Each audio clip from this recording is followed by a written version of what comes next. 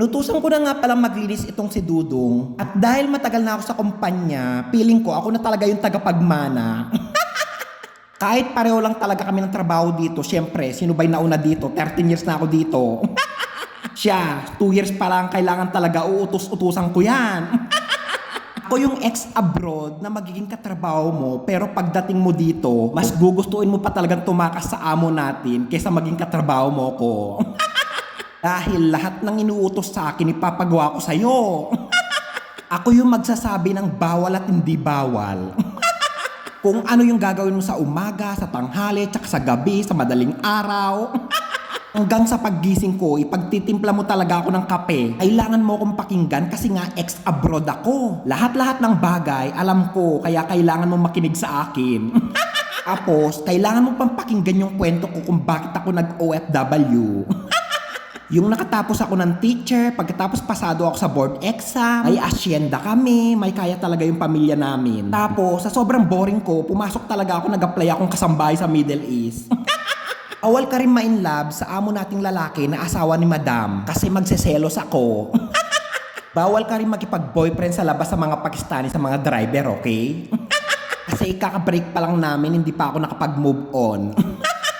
Tapos, ikukwento ko rin sa iyo kung ano na yung naipundar ko. Nakapagpundar na ako ng bahay, lupa, may negosyo na rin ako. Pero pagdating ng sahod natin, uutang talaga ako sa iyo.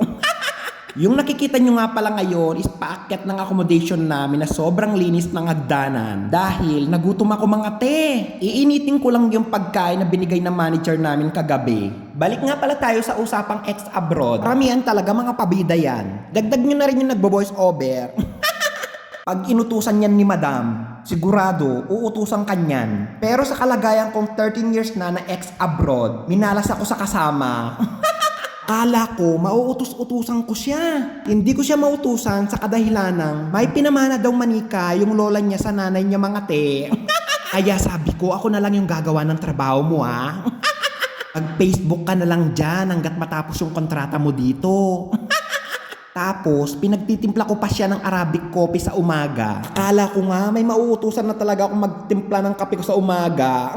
Kung palaban talaga yung magiging kasama mo bilang OFW, sigurado, kung uutusan ka ng amo mo, ay gagawin mo na lang talaga yan. Hindi ka na talaga mag-uutos ng pinapagawa sa'yo sa iyong kasama. Ito na nga yung binigay na pagkain ng manager namin kagabi. Kabsa nga ito mga te. Take note, madalang lang pa naman sa mga ex-abroad yung gagabayan kanila sa pag-asenso mo. Karamihan, kaiinggitan ka ng mga yan, lalong-lalo na kapag marami ka naipundar.